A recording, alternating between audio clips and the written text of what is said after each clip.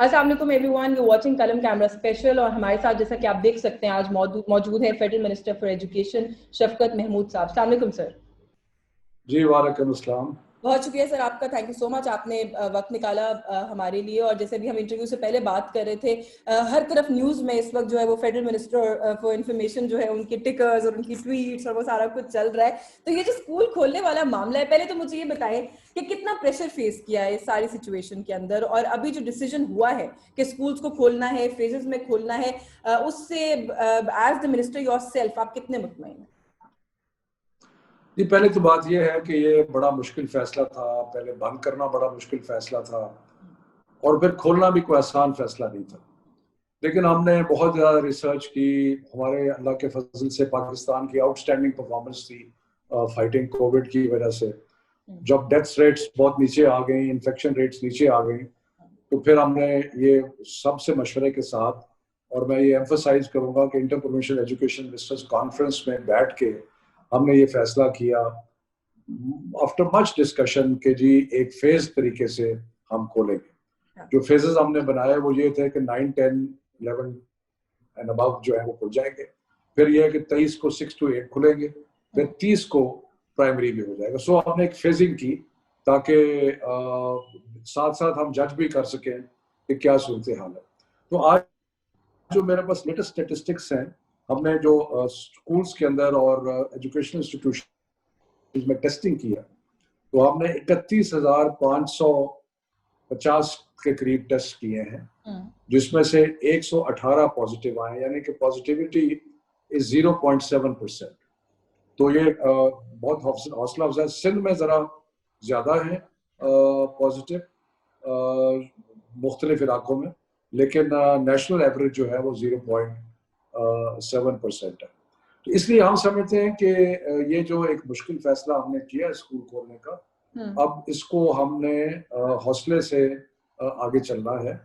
और हमने ऐसी कोई चीज नहीं करनी या कहनी जिससे पेरेंट्स को खामखा एक पैनिक सिचुएशन हो। नहीं, वो तो मेरा ख्याल है कि कुछ नहीं कहना भी नहीं चाहिए। इस तरह की एक बहुत मुश्किल सिचुएशन से निकले हैं, और अगर ईज आउट हो रही है सिचुएशन तो उसको उसी तरह से लेना चाहिए। लेकिन फिर भी इसमें सवाल तो है ना, जैसे कि आप बेहतर जानते हैं, आपने जो रेशो बताया वो बहुत कम है, बहुत इनकरेजिंग है, दैट इज ट्रू। लेकिन अगर इस तरह के इक्का दुक्का केसेस कहीं ना कहीं होंगे तो वो फिर स्प्रेडर्स का काम करते हैं, जो कि पेरेंट्स के लिए एक बहुत बड़ा कंसर्न है। आपको पता है, मैं पर्सनली भी आपको कह चुकी हूँ कि as a mother myself I might not send my children to school. आप स्कूल खोल भी दें तो ये कंसर्न तो है पेरेंट्स को। ये देखें, ऑब्वियसली कंसर्न तो पेरेंट्स को रहेगा, लेकिन हमने तो ये भी किया है कि जहाँ पे इंसिडेंटली आपके छोटे बच्चे हैं, तो मैं आपको ये बताऊं कि जितने भी मेडिकल एक्सपर्ट्स हैं वो हमें सारे, बल्कि हमें तो पहले प्रेशर था कि प्राइमरी को पहले खोलें, क्योंकि मेडिकल पॉइंट ऑफ व्यू से जो लीस्ट इन्फेक्शन है वो छोटे बच्चों के हैं और लीस्ट स्प्रेडर्स छोटे बच्चे हैं। सो इसलिए छोटे बच्चे तो बहुत ही सेफ हैं। लेकिन जो भी जहां भी कोई केस निकलता है, अब ये मुमकिन है कि आप कांटेक्ट ट्रेसिंग करें, यानी कि उस शख्स के या बच्चे के या बच्ची के जो भी जिन लोगों से राब्ता हुआ है उनको आप कांटेक्ट ट्रेसिंग करें, और कांटेक्ट ट्रेसिंग करके आप देखें कि इन्फेक्शन कितनी फैली है कितनी नहीं फैली।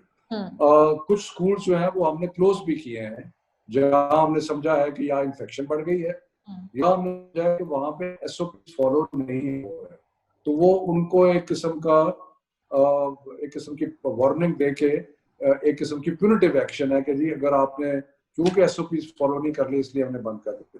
इंसिडेंटली SOPs पे कंप्लायंस प्राइवेट स्कूल्स में तो बहुत अच्छी है, और जो आपकी बेटी का शायद स्कूल है वहां तो बहुत ही अच्छी थी। अच्छा, बहुत तो इसलिए मेरा ख्याल है आपको घबराना नहीं चाहिए।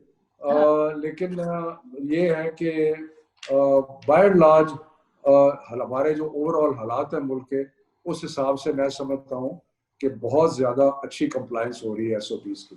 अच्छा, जब हम बात करते हैं ना पाकिस्तान की, और जैसे अभी आपने कहा कि आउटकम्स बड़े अच्छे आए, और जो कि विच इज अ फैक्ट, दुनिया एक्नॉलेज कर रही है कि पाकिस्तान का रिस्पांस जो रहा है इसको लेकर, और जिस तरह यहाँ कंट्रोल किया गया है, इट्स एन एग्जांपल अल्हम्दुलिल्लाह। लेकिन ये जो आर्ग्यूमेंट आता है गवर्नमेंट के कुछ लोगों की तरफ से कि दुनिया भर में स्कूल्स खुल रहे हैं, हम भी स्कूल्स खोलेंगे, इसमें कोई इतना बड़ा मसला नहीं है, तो कुछ आपके नाकिदीन ये कहते हैं कि अगर दुनिया से सब कुछ डिफरेंटली किया है तो इसको भी डिफरेंटली करके देखें, हो सकता है कि हम बिल्कुल इस सिचुएशन को कंट्रोल कर जाएं।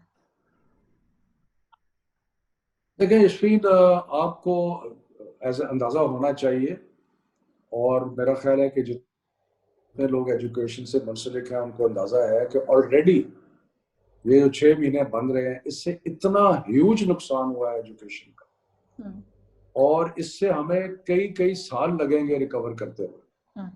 मुझे ये भी डर है कि जो आउट ऑफ स्कूल चिल्ड्रन की तादाद है वो भी बढ़ गई होगी, बड़ी है, क्योंकि बहुत सारे छोटे प्राइवेट स्कूल हैं वो भी बंद हो गए। तो इसलिए एक क्राइसिस है तालीम के मैदान में।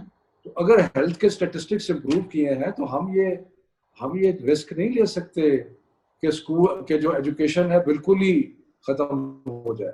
साथ साथ हमने हेल्थ के ऊपर पूरी नजर रखी हुई है। अगर हमने महसूस किया कि कहीं पे कोई स्टेटिस्टिक्स ज्यादा बढ़ रहे हैं तो उस जगह को हम लॉकडाउन कर देंगे। अभी इस्लामाबाद में एक यूनिवर्सिटी, प्राइवेट यूनिवर्सिटी को हमने बंद किया क्योंकि वहां पे केसेस है, लेकिन इसका मतलब ये नहीं कि सारे इस्लामाबाद को बंद कर दें। सो थोड़ा सा हमें ये बड़े सोच समझ के बड़े तरीके से ये काम करना पड़ेगा। बिल्कुल ठीक है। अच्छा, थोड़ा सा मैंने कोरोना के अलावा भी एक दो चीजों पर आपसे कमेंट लेना है, लेकिन एक लास्ट क्वेश्चन इस कोरोना वाली इशू के ऊपर ही कि ये जो सेकंड फेज में स्कूल्स खुलने हैं और उसके बाद थर्ड फेज में प्राइमरी स्कूल्स खुलने हैं, ये अभी भी सब्जेक्टेड टू रिव्यू है या this is a final decision, या इसको अभी आप दोबारा खोलने से पहले एक दफा आप लोग रिव्यू में जा सकते हैं इसके लिए? नहीं, एक दफा हम 22 को दोबारा स्टेटिस्टिक्स को और सारी चीजों को देखेंगे, ठीक है, और फिर हम 29 को या 28 को भी देखेंगे। सो हम तो कॉन्स्टेंटली रिव्यू कर रहे हैं, लेकिन एक फाइनल रिव्यू जो है वो 22 को होगा और उसके बाद फैसला करेंगे। लेकिन मैं ये कह रहा हूँ कि जो अभी तक स्टेटिस्टिक्स नजर आ रहे हैं उसके मुताबिक मुझे लगता है कि जो आपने टाइम टेबल बनाया है उसी के मुताबिक चलेगा।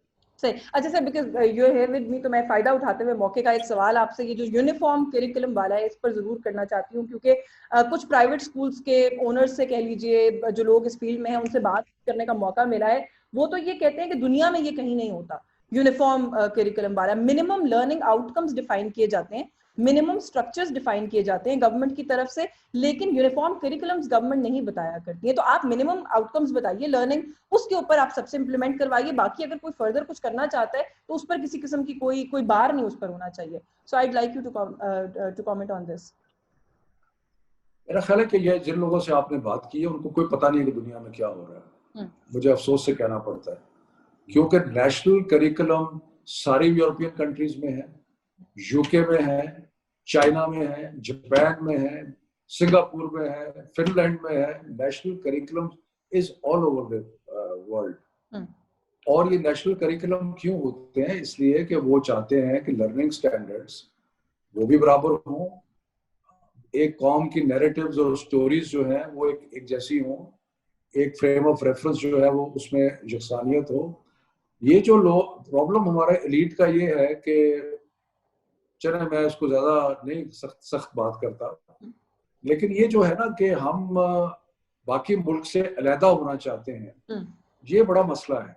हमारा जो एक 3 तबकाती निज़ाम जो है, हमने उसको तालीम हमारे तबकाती निज़ाम को मजीद हवा दे रही है। इसलिए कि अगर आप private schools, elite private schools देखें तो उनका सारा हिसाब किताब ऐसे लगता है जैसे यूरोप में आ गए, और जो बाकी जो प्राइवेट स्कूल छोटे हैं या सरकारी स्कूल्स हैं तो एक बिल्कुल तबकाती तकसीम जो पहले ही मौजूद है। मिसाल के तौर पे अगर मैं आपकी मिसाल दे रहा हूँ, वैसे आपको नहीं कह रहा ये, लेकिन मसलन आपके पास अगर पैसे ज्यादा हैं तो आप अपने बच्चे को अच्छे स्कूल में पढ़ाते हैं और उसको सारी जिंदगी के लिए एक एडवांटेज मिल जाता है।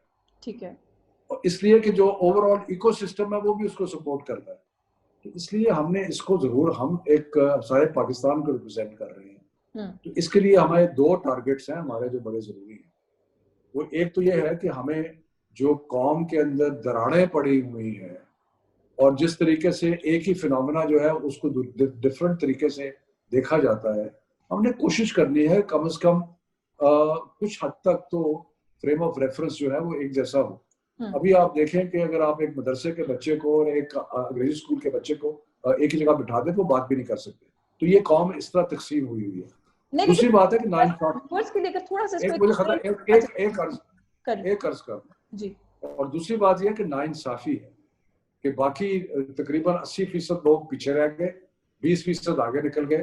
तो इसके लिए भी बड़ा जरूरी है कि सबको इक्वल अपॉर्चुनिटी देने की कोशिश की जाए। सर, जब हम स्टैंडर्डाइज करने की बात करते हैं, हम एग्जाम्स के थ्रू स्टैंडर्डाइज कर रहे हैं इसको, हम किताबों के थ्रू स्टैंडर्डाइज कर रहे हैं, थोड़ा सा इसकी भी अगर वजाहत हो जाए। और इसके अंदर फिर सवाल ये भी है कि जब आप करिकुलम को स्टैंडर्डाइज करते हैं तो आर द स्कूल्स फ्री के जो गवर्नमेंट की गाइडलाइन है वो सब कुछ करवाने के बाद if they want to do something on top तो वो कर सकते हैं?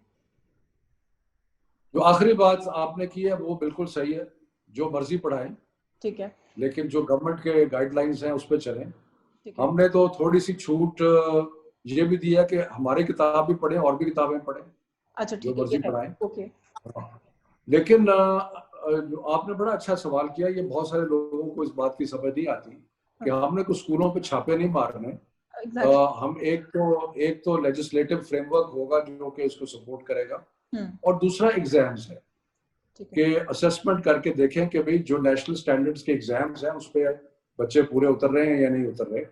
और अगर कोई स्कूल नेशनल करिकुलम नहीं पढ़ा रहा तो उसके बच्चे जो एग्जाम है उसको पास नहीं कर सकेंगे। तो that is a control mechanism. और उसके अंदर हमारी कोशिश होगी कि टेक्स्ट बुक जो है वो भी हम मॉडल टेक्स्ट बुक्स भी तैयार कर रहे हैं, लेकिन they are not the last word. अगर कोई स्कूल मजीद चीजें ऐड करना चाहता है तो कर ले। और ये लंबा प्रोसेस है, लेकिन इंशाल्लाह ताला हम क्लास 5 में एग्जाम एक इंस्टीट्यूट कर सकते हैं प्राइमरी को जज करने के लिए, क्लास 8 में कर सकते हैं मिडिल स्कूल ईयर्स को जज करने के लिए, और फिर मैट्रिक एफएससी तो है ही है। या अगर कोई इज थ्रू एग्जाम बेसिकली इसके अंदर वो छापे नहीं लग रहे जाके कि क्या पढ़ाया जा रहा है।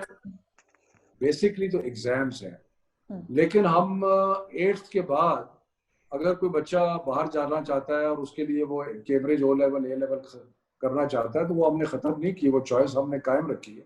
लेकिन मेरा अपना ये ख्याल है कि पाकिस्तान में जो बच्चे रहना चाहते हैं या हमारे मेडिकल कॉलेजेस में या बाकी जगह पे जाना चाहते हैं, वो प्रेफर करेंगे कि वो हमारा जो सिलेबस है उसके मुताबिक चलें, और जो मैट्रिक एफए के एग्जाम है उनका नाम हम चाहे जो भी रख लें कि वो एग्जाम्स दें, ताकि उनको एक अच्छा अपने कल्चर में और अपने हिसाब में ज्यादा फिट होगा। बिल्कुल ठीक है सर। आखिर में मुझे ये बता दीजिए, एक सियासी सवाल आपसे पूछूं आखिर में, ये ऑल पार्टीज कॉन्फ्रेंस या मल्टी पार्टी कॉन्फ्रेंस ये कुछ हो रहा है ऑपोजिशन की तरफ से, बड़े राब्ते शाब्ते, बिलावल साहब ने नवाज शरीफ को भी कॉल किया, उनको वर्चुअली अटेंड करने की दावत भी दी है, मरियम भी शायद अटेंड कर रही है। How do you look at this? क्या opposition, what is cooking opposition के कैंप्स में? अब ऑपोजिशन क्या करे, कुछ ना कुछ तो करना है उन्होंने। हालत तो ये है कि जॉइंट सेशन में उनके ज्यादा वोट थे तो फिर भी वो हार गए। तो बाकी ठीक है, बैठेंगे, उसका जवाब दिया है आज राना सनाउल्लाह साहब ने टेलीविजन पे। वो कहते हैं कि रात को 10 बजे अगर बताएगी गवर्नमेंट के सुबह जॉइंट सेशन है तो बहुत सारे अरकान जो है वो वैसे भी हो सकता है ना अवेलेबल हो। बहरहाल मेन एंड रिजल्ट तो ये था ना कि वो हमने अपने बिल्स भी पास करा लिए।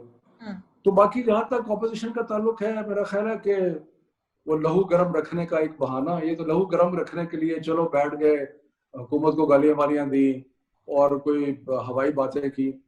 असल बात यह है कि ये इस किस्म की चीजें कामयाब तब होती हैं जबकि किसी के पास अवाम की सपोर्ट इनको है कोई नहीं। ये इन्होंने जो लूटमार की है पिछले 30-40 सालों में, तो ये सारी दुनिया को पता है। ये सब इनके अगर आप जताते हैं पहले देखें और आप देखें तो उसमें जमीन आसमान का फर्क है। तो ये किस तरह क्लेम कर सकते हैं कि पाकिस्तान को रिप्रेजेंट करेंगे? ये तो इनको तो ये तो बिल्कुल ही एक लिहाज से बदनाम लोग हैं। क्या करेंगे ये?